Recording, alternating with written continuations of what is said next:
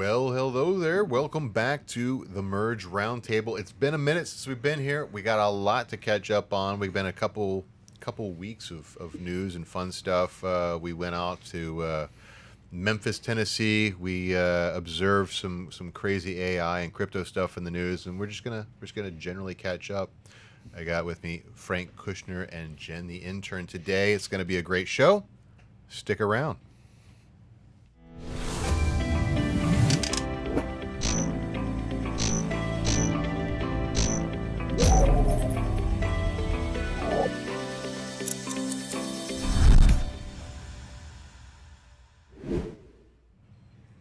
All right, so we're here. I almost forgot how to do a show. It's been so long.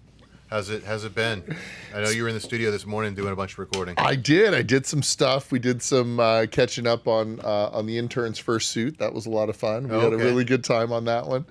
And then we had a week and change off. I was told that we weren't going to need to do anything in the studio last week, so I went off to Massachusetts. There you go. Did some tax, stuff. Gotta love vacation. Did some tax stuff in Massachusetts. Right. Yeah, but it was fun. How about you? Only you, Frank, would say, I'm going to go on vacation and do some tax stuff in Massachusetts. Like, those. First of all, none of those words are in the Bible. And second of all, those don't belong in the same sentence together. But well, I would like to point out that I never said I went on vacation. I just changed my view. Changed my view. Got it. Instead of overlooking the courtyard and the dumpster, I changed my reality. I changed the view of my seat. Fair enough. Yeah. If you're going to have to do some tax stuff, it's better to not look at a dumpster. That's right. That's right. And you and I have been hanging out all week while the rest of the crew's been out of town. We've been having a great time. A lot of good conversations. We're working our way into finding out more about a story we've been working on. So I'm real excited. Yeah, there's been a little bit of uptick on some of the clips that we talked about from whenever it was that we talked about it.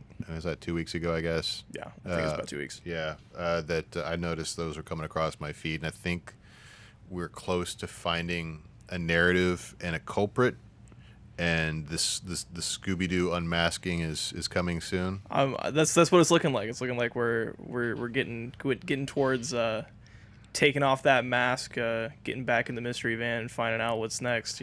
I hate to break it to you, it's a human.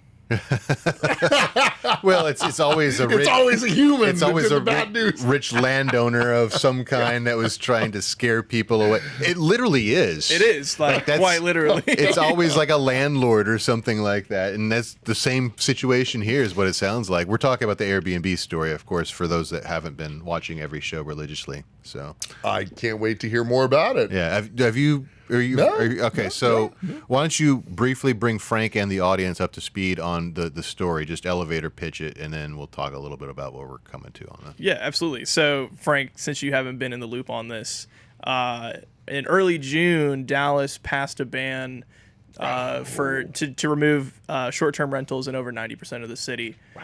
Okay. So we've been investigating how this happened, why this happened, and what happens next. Mm-hmm. We're starting to narrow it down, but really this is an attack on low income people. Is what we're finding out. Sorry for the spoilers, everybody. Spoiler alert. The spoilers. But yeah, so we set out on this investigation to figure out if this is a good thing, if this is a model that's going to be followed across the U.S. And we're finding out more and more every day that HOA people love hanging out with HOA people. I think that's a big cause in this situation right now. HOAs, those are so much fun. I sat on a board for a interval owners association in Colorado for like 530 units, and I had like 3 months at a time, a year, which could have been split up in between a week to 2 weeks, and boy, doesn't petty come out when you're dealing with other people in HOAs. Boy, that's I'm like, no, there's a spot available vacant on my board. I have zero interest in being on that board. Right. The sad part about these HOA people is you can just live in your neighborhood with your HOA and just leave everybody alone, and that's completely fine. But they're not fine with that. They would rather cause their HOA disturbances elsewhere in the city, which I find quite disturbing. With it, I mean, but this is, I mean, like, not to get too political, but I think it is political. Like, it's a political thing that has sort of gotten exacerbated during the last 2 years during the pandemic. We saw like all this Karen activity and people getting in other people's business, and it's done under the auspices of like maybe conservatism or like protectionism or something like that, and I think they feel like they're doing like a pro-capitalist thing, but it's, to be honest, it's collective ownership. Like, really, if I have a house, and if you believe in capitalism and all that entails, I have a house, I should be able to do whatever I want with that. And for you to come in as a collective group and tell me, no, there's certain things you can't do on your property, with your money and your property, that, I'm sorry, is the definition of collectivism, which is another word for communism. Yeah. So here's the thing that I found fascinating about ours, in particular, is like, you have to see if the HOA agreement even has teeth, though. Yeah. It's like they can say that you're not allowed to park your car in this spot if you have this particular driveway because you have 2-car garages and da-da-da. But it doesn't say on there what the fine is going to be. You can just try to make it up, but like, there's no one obligated to like pay it, you know? It depends on the strength of the HOA, but like, can't they just like kick you out of the HOA because there's like the governance is so weak there. They could just do whatever they want, and then you kicked out of the HOA and you lose your house. Yeah, but and look, it all comes down to who has the most money, right? Right. Always comes down to who has like, I can talk. Yeah, you know what? I'll fight this fight. I've got an attorney on retainer anyway. Go ahead. Give him something to do. Yeah. Honestly, like I'm paying him anyway. Hours, Please do something. Do something. Right. I just have a hard time understanding property rights being revoked in a sense, but it being spun in this like, oh, we're actually giving property rights back to the owners, which I just don't see that happening. I don't see that as the real view.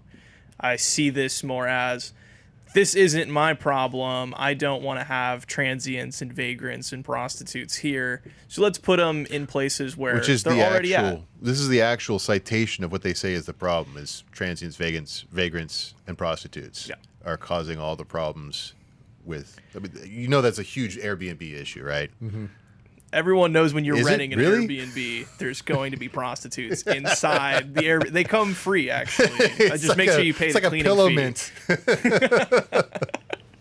Anyway. I think we found one of those party favors in the White House recently, right? That's right. Yeah, that was this week. Inconclusive investigation, according to the Secret Service.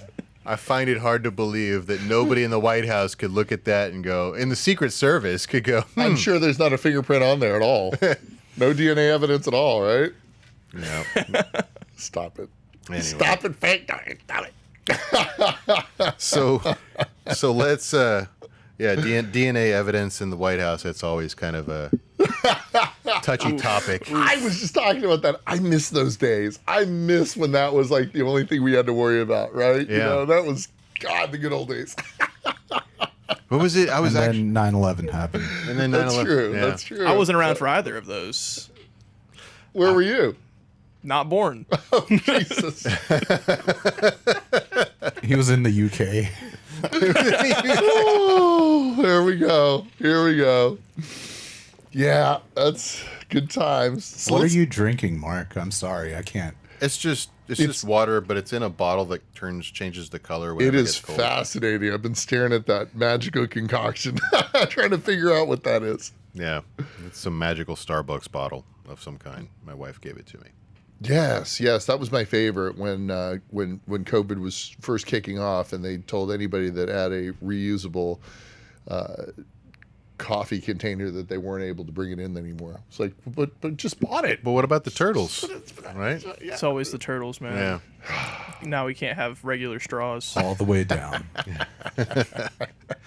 Okay, so we ventured pretty far afield here. Let's bring it back to something in the news this week that I found interesting. Unless you still wanted to go on the short-term rental story, is there still something you want to explore there? I think we save it for. Save it for the doc. Yeah, save it for the doc. Okay. Keep your eyes out. Yeah.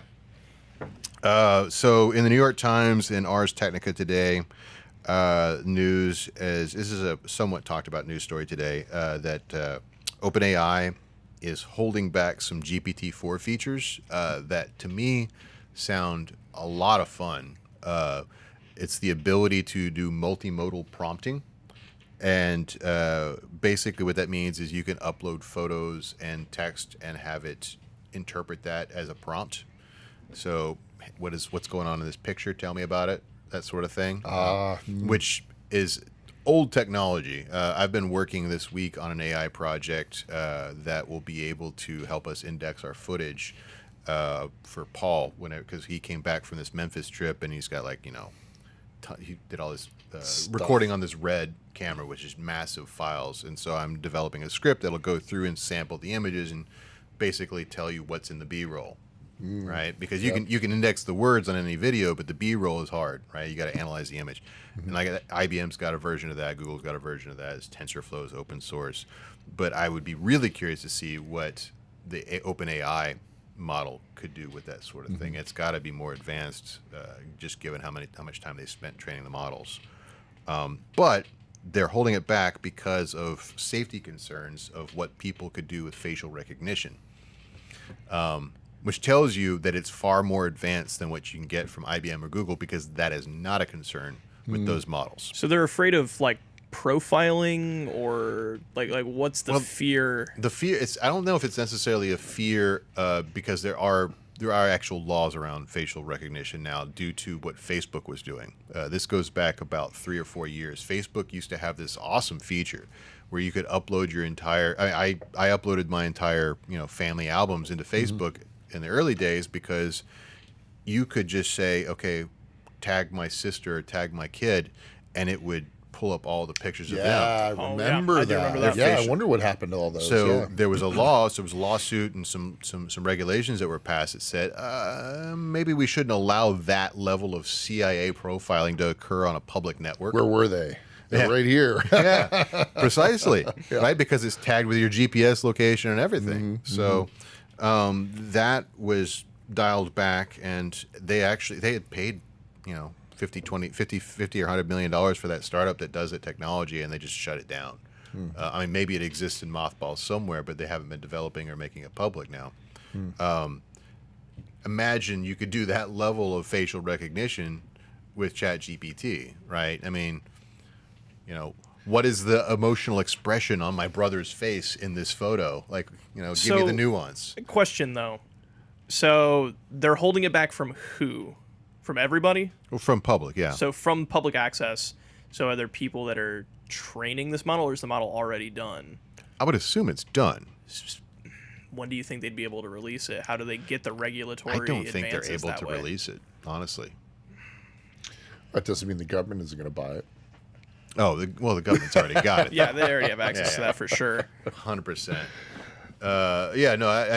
And to be honest, this is one of those things that I think why OpenAI will eventually lose. It doesn't always pay to be first, because I can go. So you can download the algorithm that indexes the data that OpenAI uses and train your own model, and it's not incredibly difficult to reverse engineer what they've done to train, because there's so much data out there on it now. I can go download that software and in 6 months have the exact same technology and just use it. And so can the CIA, and so can whatever company has got an office across the street if they have a guy like me there.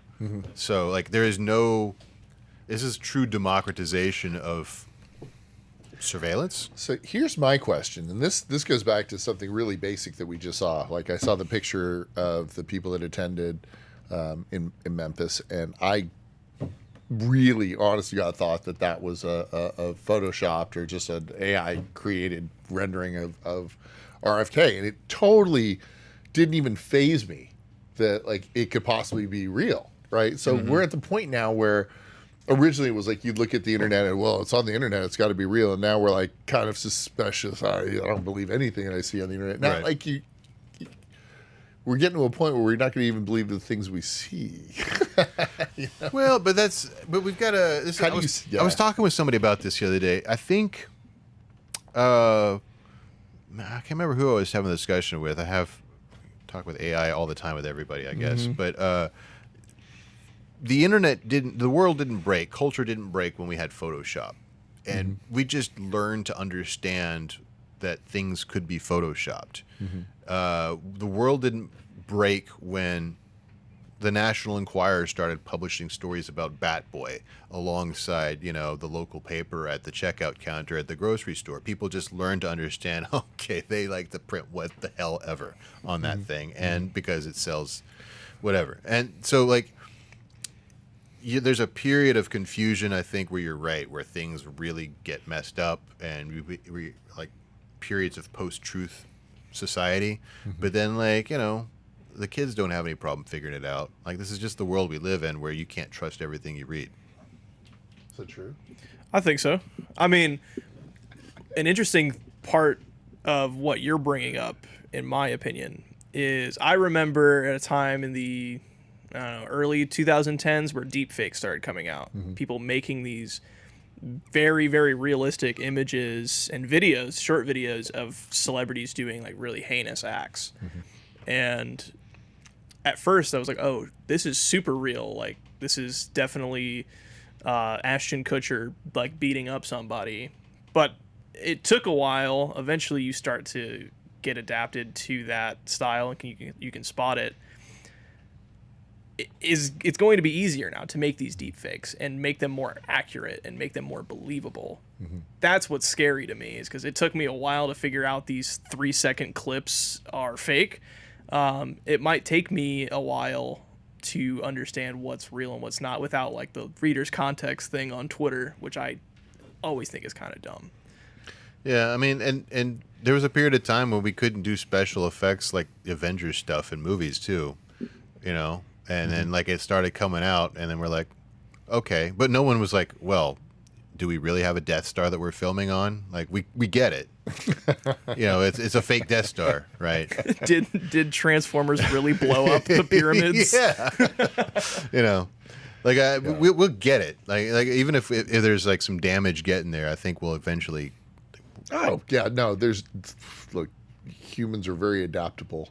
It's just we just keep dragging ourselves into a bigger and bigger hole. Pretty soon we're going to be chipped so that people know where we really were. Yeah. Well, kind of. We're there, right? Yeah, you gotta have your phone, right? You've got your tracking. No, here, look. You've got your tracking device. So my phone tells me that for 7 months it didn't know where I was, and it freaks out about that all. Do you want to fill in the data on the? I'm like, no, I'm all right. I'm good. I'm good. It's pretty well documented anyway. Just ask the bigger brother. They'll tell you where I was. The whole bureaucracy surrounding where I was for those 7 months. Yeah. So, okay. Well, so you had some stuff that you were bringing to the table. What was the story that you want? Oh, about the. This actually kind of plays into the AI thing, but we'll get there. The survivorship of social media. Yeah, so I remember a couple of years ago, I was monkeying around with a service that I use, not a sponsor, but could be if they wanted to be. One of these Rocket Lawyer. So I have the corporate subscription, so I can use it for promissory notes and simple wills and things like that. And in the simple will version, it does actually have a segment depending on what state you're in, because all of these wills have different states. But the good thing is that you can literally check a box. Do you want to give anybody your electronic assets, I think is how they name it. And I'd never seen anyone use it before, but yesterday I had seen something pop up on my feed for somebody who, I knew who passed away. And so I was like, oh, well, who's posting on that site? And it was all filthy stuff, right? And so I'm thinking to myself, wow, what a shame to soil somebody's, their own personal memory with that kind of filth. So I started, that was my question to you, is do they actually, if somebody took that will and gave it to Facebook and said, hey, I want you to give me the username and password, I want you to wipe all this stuff off there, would they do it? And they do. And this is one of the very few benefits of centralized social networking that we have today is they're big enough that they can afford to have departments that do that. You know, it wouldn't be possible in a federated environment. Yeah. So that's actually, so there's a new strain of social networks that's emerging now in this kind of like uncertain landscape of, is Elon Musk just going to tank Twitter or not? Like the Fediverse stuff, which is basically like running a local BBS or a WordPress instance or something like that. But then there's also this new strain called Nostra, which is very niche, but it works on the same principles of private public key cryptography that crypto does. And so survivorship of those types of things would be much like trying to pass down your Bitcoin to your family or something like that. You got to make sure your private keys are backed up. But on the other flip side of that, no one's just going to randomly take it over and start posting pornography or smut or something. But yeah, with Facebook, I know for a fact they do have like a path where you present like a death certificate type deal or like an obituary and a proof of relationship. And then they ask you if you want to put it in like in memoriam mode or or just close it out, delete it or whatever. Like there's a what happens upon, and you can actually, I think, if I'm not mistaken, I thought I saw something that where you can just pre-specify. So if someone presents a death notice, they just do it. Yeah, that would make sense. But you can't even get people to add a beneficiary under their retirement account or on and anything like that. So the fact that they're actually going to take the time to do that is pretty minimal. I had a call yesterday with a client, and it was just a matter of why don't we just do it now? Because if I tell you what you need to do, you're just going to wait another 2 years until you do it. So it's the same thing. That's all financial matters. When I used to run that credit repair business, Yeah. like we built it into the profit model after a while. Is like people are just not going to do anything. So we don't have to hire as many people to build for capacity. So like 50% of people are just not going to send their credit reports in. Yeah. So they just want to pay for it. What's real difficult, and this is something that I haven't been able to find a way around, and it's really frustrating, but I challenge both of you guys to go on to whatever states you've ever lived in the past, if you lived in any state, and literally type in your name in the into the state's database. Like if you're Bucko and if you're in Pittsburgh, literally just type into Pennsylvania's directory, like their state website, unclaimed funds Pennsylvania, and type in your name and see if there's anything out there. Now, I have a lot of clients that have passed away. We did the best we could trying to find those assets, but you never know. Like 30 years ago, they may have had a check that like was from a maintenance or somebody, and we found it, and they've already closed their estate, and it's for like $700. Now it's not nothing; it's still $700. But is it going to be worth getting a whole new set of estate planning documents drawn back up to go get that $700? And I see that same kind of situation happening with these digital assets. Oh, right. Probably being even harder and harder. Well, right? They have a name for that. It's called dust, right? So, and it's particularly interesting because in fiat, where you're saying like, well, is it really worth that $700? But in crypto, you got the opposite problem. Fiat's inflationary. Crypto tends to be deflationary. So the dust that wasn't even worth the gas fees of me sweeping it out of my wallet 10 years ago is now worth a house payment or maybe a house. Yeah. Like it was, $13 was one Bitcoin when I first started. Yeah. And I've lost wallets with like 10 or 12 Bitcoin in it. It's like, oh, well, heck, it's only a couple $100 or something like that. But now, what would you do with 13 Bitcoin? Money. I would do so much with 13 Bitcoin. So yeah, very, very important moving forward. I have a question real quick to get back onto this whole memoriam thing.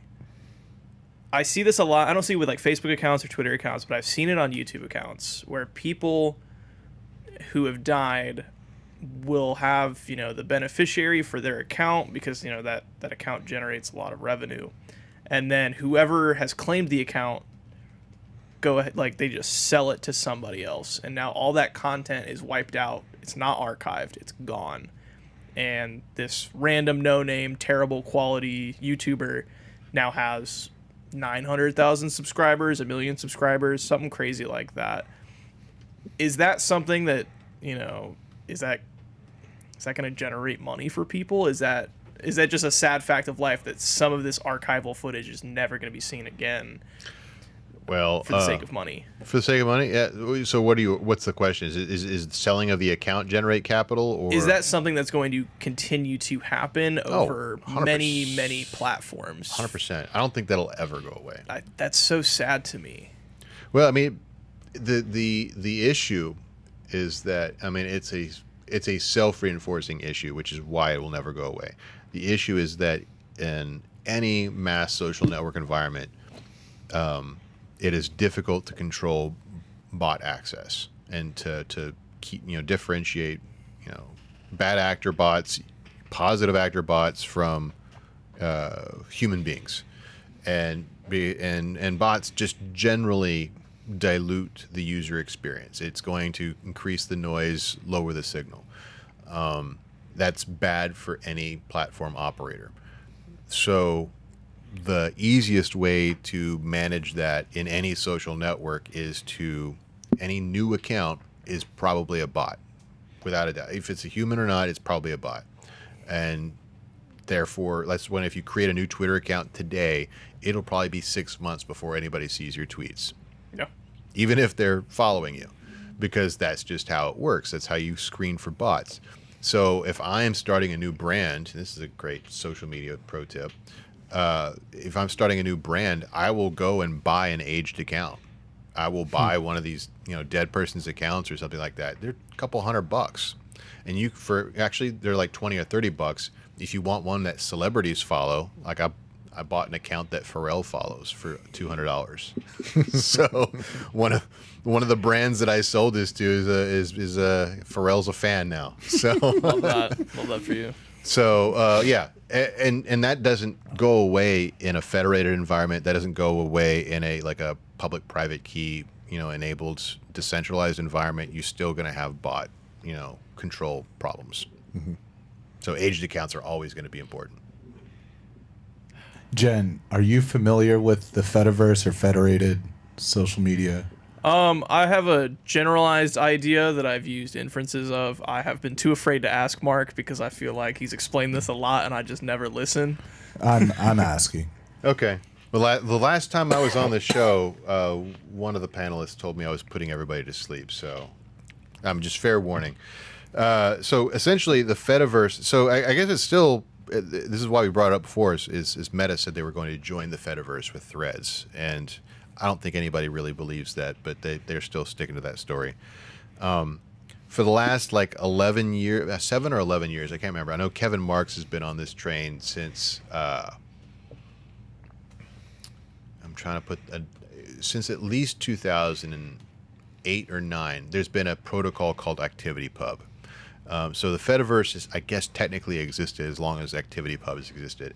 And one of the original folks that worked on this idea, if I'm not mistaken, is Aaron Schwartz, who, if anybody's a real cypherpunk nerd, will recognize that was the guy that hacked and provided free access to MIT's academic library, and then they decided to throw the book at him, and then he commit suicide while waiting trial.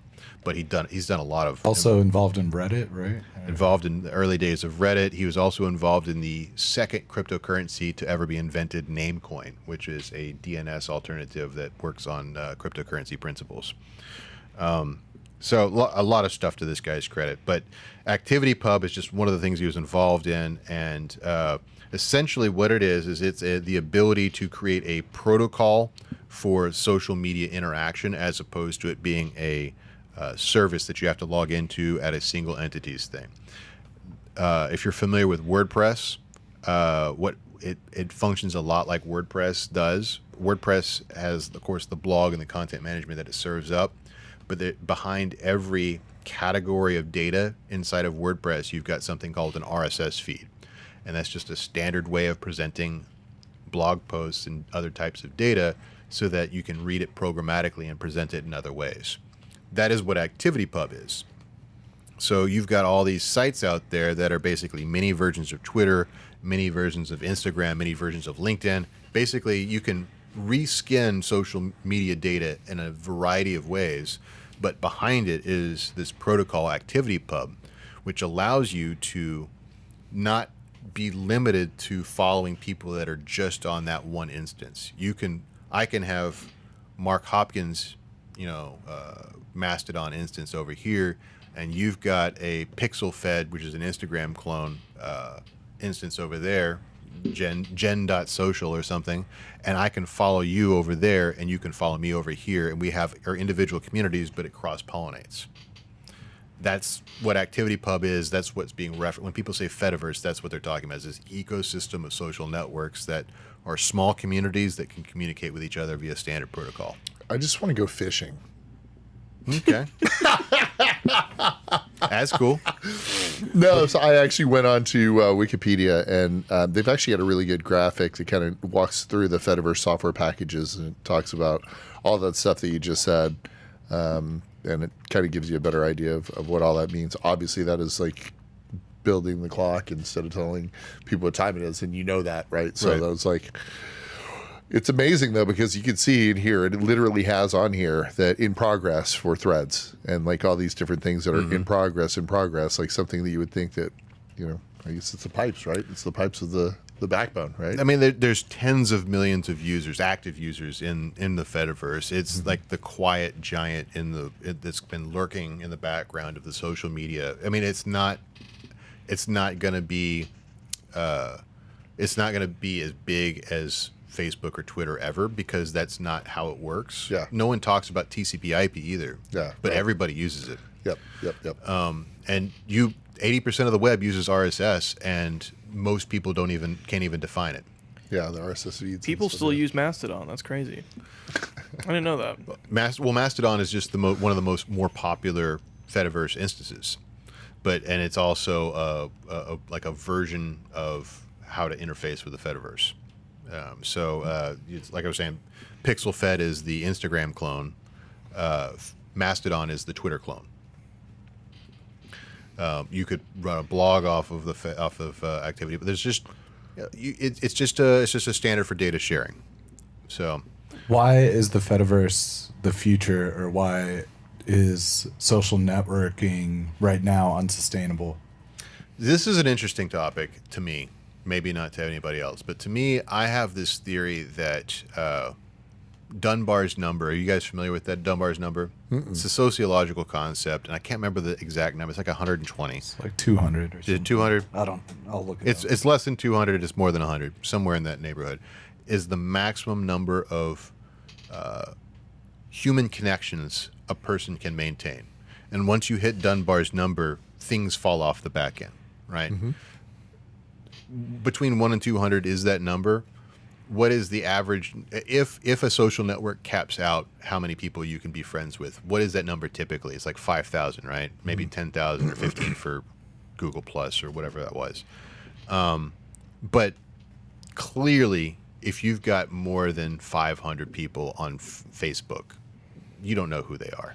They're just people that vaguely, and LinkedIn stops counting after what, 500? Yeah. 500 plus connections. They Yeah. will not tell you how many you have after Yeah. that. And you wouldn't be able to tell them anyway, because you're like, more than 500. Yeah, I don't know who any of these people are, but they think I'm good at fax machines in the office or whatever they've endorsed me for. But Yeah. But what right. the Fediverse does, I guess bringing it back to that, is it's got natural limiters into how an instance works, both technological and sociological, that kind of keep networks close to around Dunbar's number, which makes it a better model. Because if I'm giving my data to Facebook, and they've got to have billions of users to make their business work, they're going to do, just law of large numbers, lots of immoral things with my data. But if you know everybody that's on your instance, and you have to look them in the face at some point in the year, or maybe you feel accountability, there's community accountability, there's less chance that you're going to do immoral stuff with your friend's data. So it's than for Zuckerberg. community safety, essentially. Yeah, it's you're explaining, at least. It's basically that safety that's built into normal humanity. Yeah. Right? To just regular human interaction. Because, I'm looking at my Facebook, and I have 2,000 some friends. I don't know almost all of them. I think I have 50 people on my Facebook that I actually know, genuinely. and I don't know what those people are doing with my stuff. I see my friends' accounts get like hacked and have these like fake accounts made of them all the time. So this is an interesting concept. I do purge. I'll go through a year. I was like, don't know them. Click, delete. But I know everyone wants followers, so I kind of feel like I just never check. I just doesn't. I mean, then again, I hate Facebook. I'm never on Facebook. I just hear people say that all the time, and then you just circle back around. It's just like it's how are you going to find people? You're going to go to a place where people actually might still be. It's true. It's a fair point. Yeah, but every time I go back and I look at my friends list, there's more and more great profile pictures. People that have checked out of Facebook. Yeah. Yeah. Oh, I don't disagree that like a lot of people would get fed up with it, but at some point you go back in time and you're like, well, there's a reason. There's a straw that breaks the camel's back that makes you want to go back and see if you can find that person. Right. Right. Maybe you activate the account for a week or so, and then maybe you forget to turn it off. I don't know. I just think that if you're looking for somebody, you're going to use all available avenues, right? I mean, and that's the oldest one that people are still using. I mean, you can go back to MySpace, you're not going to find much there, right? Right. Right. What happened to MySpace? Yeah, I haven't used Facebook in years now, but scared to delete it because of that very reason. I mean, it's the Rolodex, like it or not. I will tell you that, of all the people that doesn't really use it anymore, things change whenever, life changes for you. When I was a single man, I let everyone know everything that was going on that was cool in my life. And now I don't want that. However, if it wasn't for Facebook, I wouldn't have reconnected with the person that I'm married to now, which is super surprising. And more people that I know than not more, but a lot of people that I've met that are in my generation met somebody through whatever. If it wasn't Date.com or whatever they were. Wasn't for MySpace, I had to cyber stalk my wife to find her after I met her at a party. So MySpace was Facebook dating works, everybody. Yeah. Check it out. Yeah. It's crazy. But yeah, anyways, I think it's a good reference. You're able to still find people, even if they're not responsive. Eventually they tend to come back. It's like 3 months later, someone liked that I wished them a happy birthday. It's still there. No one uses a phone book, but it still gets delivered sometimes. That's right. Oh my goodness. They got this BlackRock story. Oh yeah, It took me by surprise. My buddy Shlomo sent this to me, and I posted it to my Telegram group. The BlackRock is announcing it's kind of buried in this Financial Times story, but they're announcing off-chain voting for DAO token holders, which seems so far beneath the threshold of things that BlackRock would do. But also, if they're going to get involved in blockchain, it would make sense that they would try to exercise dictatorial control over governance mechanisms. Take a dummy finance guy like me and tell me why that's relevant. Okay, so start with DAOs. DAOs are digital autonomous or decentralized autonomous organizations. So that's basically where you have shared ownership of a treasury and you use some type of a token or voting mechanism to make group decisions about that, whether you're talking about 3 people or 30,000 people. Yeah, like the Constitution. Constitution DAO guys is a great example of that. Yep. Free Ross DAO, Ukraine DAO, all these things. Yep. So there's a thriving ecosystem that I would say the total market cap of is probably less than 50 billion. But I mean, that's big for an emerging market. 50 billion that's in this world of DAOs. So different pockets of capital doing different things. Some of them very frivolous, some of them very serious. Some of them are financing wars, like in Ukraine or rebellion. No, I'm sorry. I'm involved in that one. It's the civilian resistance movement in Ukraine is being financed via DAO. Yep. So It's financed by you? well, I'm the dev leader for that, so I write some of the software. Oh, that's so sick. Yeah, but Sorry, Ukraine. but there's also Get out of the way of that gun sight. but I mean also very frivolous people buying monkey JPEGs, and collectively owning them and trying to turn them into animation and clothing brands or whatever. Like that's Cash freezer of some sort. Yeah. right. So BlackRock is saying we want to get into this world because we know how to exist on boards of directors, and this sounds like it's in our wheelhouse, and it's in crypto, which we just filed a Bitcoin ETF about. So I guess it all makes sense. It just seems like of all the things that BlackRock's involved, and this is coming from their mouth. This isn't like some speculative thing, but all the things. BlackRock is a $multi-trillion fund or something. This is such a small slice of the pie. That's saying something that they're interested in this. If you are a billionaire and you're walking down the street and there's a $20 bill that just like floating in front of you that just floats by, are you gonna pick it up? Yeah, I suppose. Yeah. But are you going to pick up a penny? Maybe I would, because that stupid rhyme. But still, I mean, my point is that if they're institutionally able to do that, and the thing that I tell a lot of my clients or aspiring clients is that there's wealthy people got there for a reason. They have a protocol and they have a feeling that they don't waste money. If they see an opportunity, other people standing out with one hand out, you put out two. So it totally makes sense that if they are playing poker and there are other people out there, decentralized people that and they're going to be able to somehow get control of that money by putting the all-in bet in, why wouldn't they? Right? They're going to be able to take control of that down money. I also think somehow. BlackRock has its hand in so much stuff, just all over the place. But it's so why fascinating. not? So here's the thing that this is what's I wouldn't say it's concerning, but if they're more than just talking hot air, if this is a legitimate plan that they're actively trying to engage in, it's one of those deals where for it to matter to them, the act of moving into that sector is going to exponentially grow it.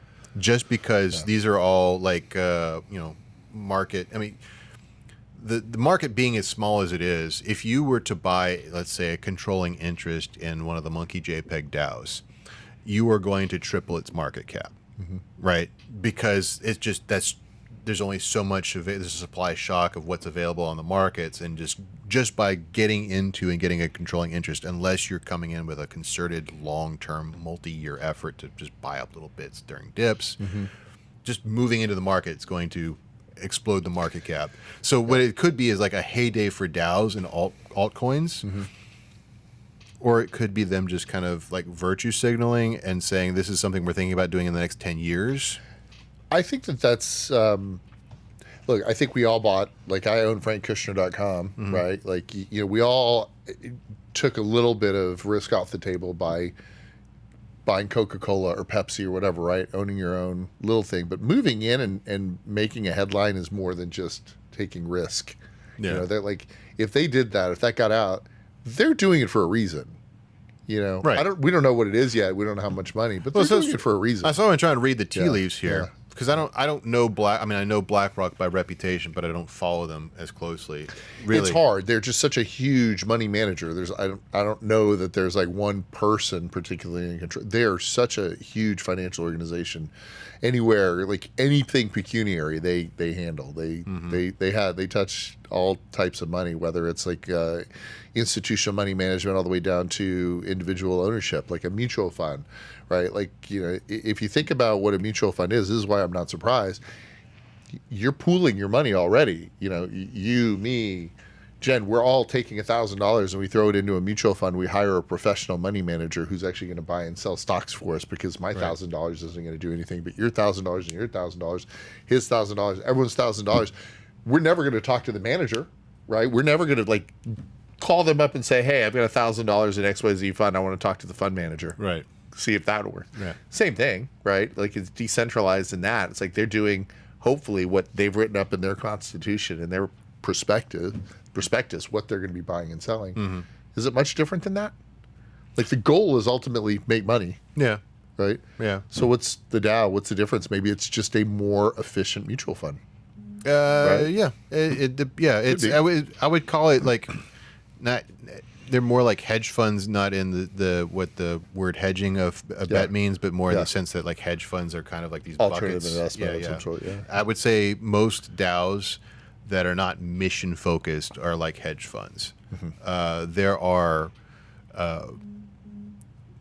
this gets real academic after a while. There's common strains of DAOs that are social impact DAOs, social impact funds, basically. That would be like Ukraine DAO or Free Ross DAO or these other ones. And then there's DACs, Digital Autonomous Corporations, which is a form of DAO, but they are really focused around a certain type of business. We have to come up with one of those. I like that. Yeah. Smithers. Well, like an example of that would be like Uniswap or PancakeSwap or companies or organizations like that. These are completely on-chain businesses. They're exchanges for tokens, right? And so there's a governance token that exists that provides kind of like a board of trustees level governance to the operations of that corporation. And not a board of trustees, board of directors type deal, you know? Yeah. Interesting. I have a question about what you were saying, Frank, real quick. Sure. I was trying to process your understanding of BlackRock and why they would want to get into the market. And it seems like what you're saying is the ends justify the means, right? If they're doing essentially what a DAO already does. I don't know. Well, that's the thing is I don't know what their DAO is for, right? But I see the structure. They're not saying they want to have a DAO. They're saying they want to start playing in the DAO ecosystem, meaning buying up governance of other DAO, buying into the governance of existing DAOs. That's what I took away from it. Okay. They want to invest in DAOs. Yeah. That's a completely separate thing than what I was thinking. They might create their own DAO it sounded to me in like that they process. were creating their own. Yeah. They might do that in the process of it, but as the exact quote, the world's biggest money manager joined the fellow index funds providers State Street and Vanguard in experimenting with ways to involve ordinary investors in voting in the shareholder proposals at a time when their collective influence in U.S. companies has come under fire from both the left and the right. Basically saying they want to invest in DAOs and then allow offline investors, people that are investing through TradFi rails, to have,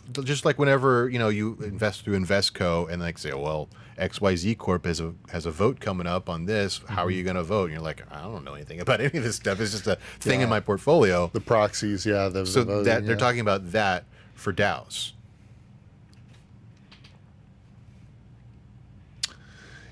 Interestingly, it's you don't see it as often as like an institutional or professional would, but the amount of mail that I get for these proxy statements, for these votes, for these corporate meetings is onerous, right? I have them send them to me so that I can handle the ones that actually seem important. Like, I don't care who's on the board, generally speaking, right? It's like for or against.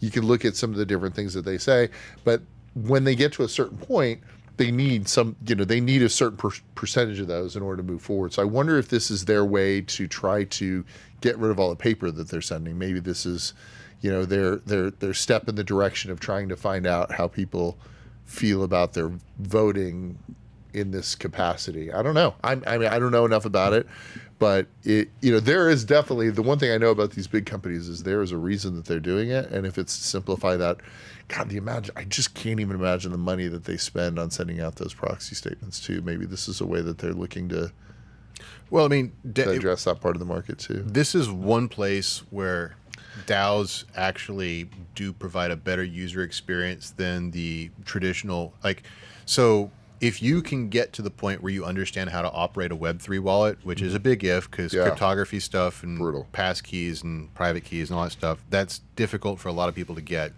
But once you have that set up and you've got your backup mechanism done, actually logging into a website with a Web3 wallet is a much better experience than usernames and passwords, because you're just clicking, yes, I connect to my wallet, which is here in the browser. And then you go to a web page and it says, here's a thing to vote on. And you read it like a normal human would read it. And you say, I agree or I disagree. And here's my shares voting against or for.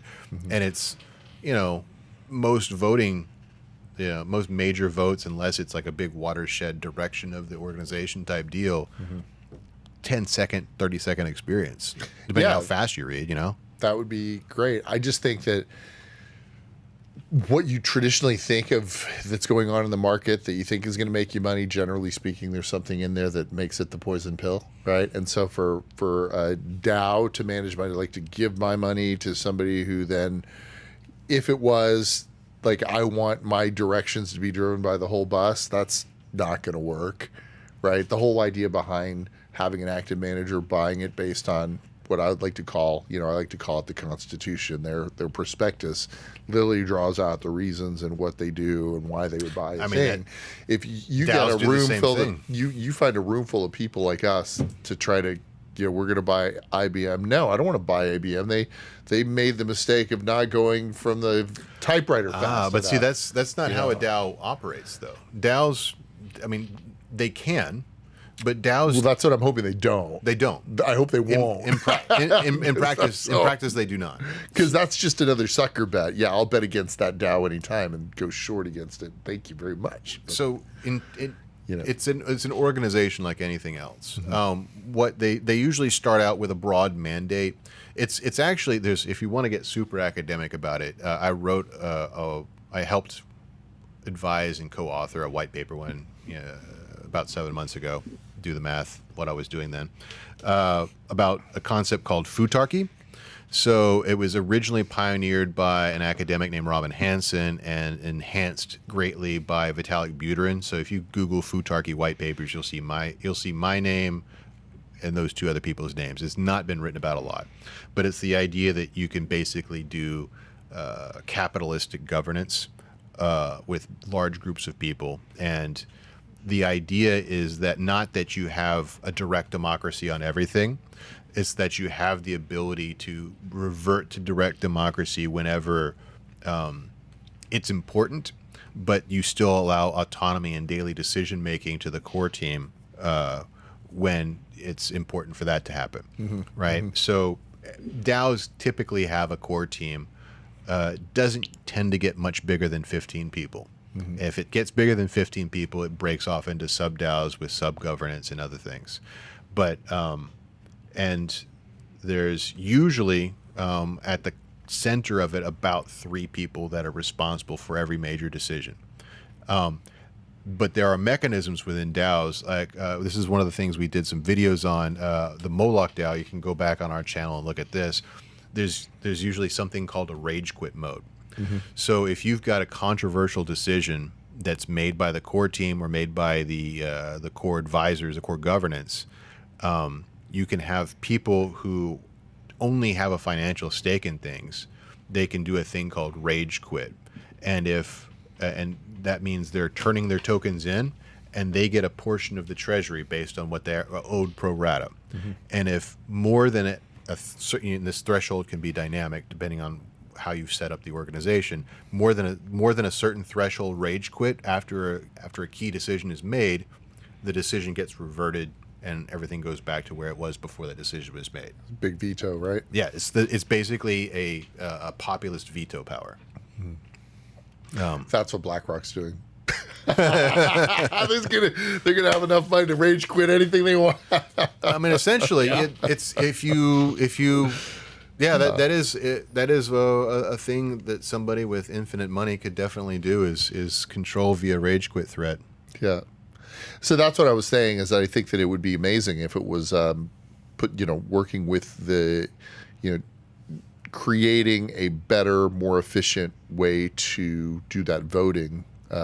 But I don't know that I like a company with such vast amounts of cash being able to vote something that's supposed to be decentralized, and just absolutely just taking that over. Yeah, right? I do think that kind of becomes the antithesis of what decentralized is supposed to be. Yeah. And I think that they recognize that too.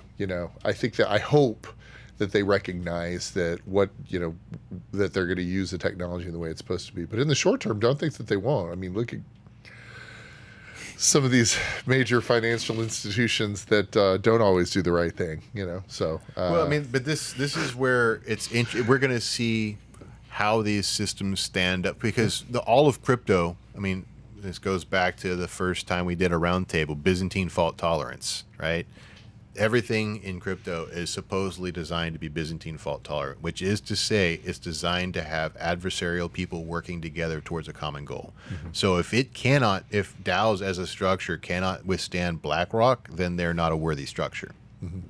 Good. There we go. It's a strong point right there. Yeah. I really like that. You said that very well. I'm going to put that in a book someday. Yeah. Pull quote that somehow. All right. That was all the things that I had on my list of things to talk about. Do you guys have anything else you wanted to add? Yeah, I want to talk about what you sent me the other day, which I thought was really fascinating. Oh, the real estate about the thing. real estate. Yeah, it's spreading. So, but isn't that interesting that, like, here's something that I thought was really interesting is that not only do we have these, so just to catch you up, Jen, we were talking about an article that Mark sent me that talked about all of the real estate in New York City that is coming up for refinancing and how much space is now available.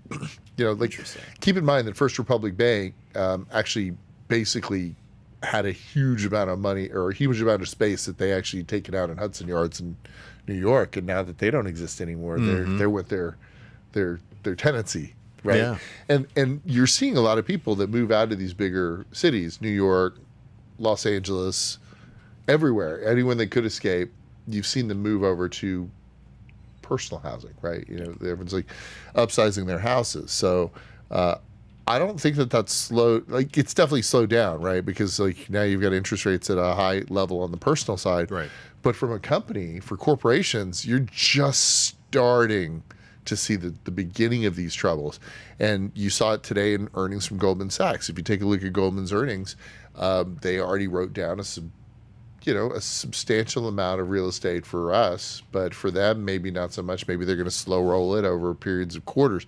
But you're going to start seeing this with a lot of different companies, and people are turning the keys back over. Here you go. I'm done with the building. That happened with those 2 buildings in San Francisco we talked about a few weeks ago. Yeah, and it just happened again. And what's really fascinating is that one of the things I heard on Bloomberg this morning was that real estate, like, I still remember my office that was a brand new building being brand new, but it's like 10 years old now, right? So it may have been Class A 10 years ago, but Not so much anymore. not so much anymore. And especially when you've got COVID, where like 2 years ago when people were in there and everything was working perfectly, but now things aren't working perfectly. So not only do you have it moving from people not even wanting being in one office to the office space itself hasn't been kept up with, and so now it's not a Class A building, now it's Class B, and you're going to get even less tenants. I mean, there was I think it's the 4th or 5th largest building downtown in Dallas was the Energy Center building, which I had an office in a few years ago, 44 floors because I was on the 42nd floor, so I remember that. It's now all residential. They converted it to condo. Yeah, It was Class A. It was like you had to have a key in the thing and the levels to get in. FDIC was in there. Who else? I mean, it's just like crazy tenants. And that brings up the permitting problem, right? Because there's a lot of people who say, well, why don't we just convert it from a commercial building to a private, well, you've got restrictions you need to have. Zoning. Yeah, you've got zoning. You've got to have like a certain number of I know windows. a lot about zoning You right know, now. I would talk a lot about zoning. So it's I'm curious to see how this is all going to shake out. Well, it's the not financing trivial part. to convert either. No. They said they were going to go condo 2 or 3 years ago. It's still under construction. Yeah, and as they're rolling along with this issue, right, this gargantuan monetary issue, September, we're going to start seeing these student loans start rolling back out. Oh, yeah. Like, how many people actually know where to send that student loan payment, and how much is it? Do you know? Like, you still probably have you've student got loans, student loans, yeah. right? Yeah. So do you Don't know have where to to start send paying that them check? until next Until July. yeah. So it's just fascinating to me because that becomes like another bill that you haven't had to pay for years, and now you have to pay for it. You got to adjust your budget for that. Yeah. People still aren't going to be buying houses, at least in my generation, for a while. We'll see. There's a lot of people that are passing away. There's a lot of people. So boomers are passing away. Yeah. And like this is what we're talking about. Like It's just gonna- yeah. commercial real estate collapse. Yeah. I mean, something's going to go there. I mean, Yeah. You could just squat it. I like that idea. I like that. That's smart. Hey, just do like in Snow Crash and just go rent a U-Haul. Go get a There you go. storage unit. Might as well. Yeah. I mean, that van life, right? Hashtag van life. That's the new thing. That's great. That's great. Yeah.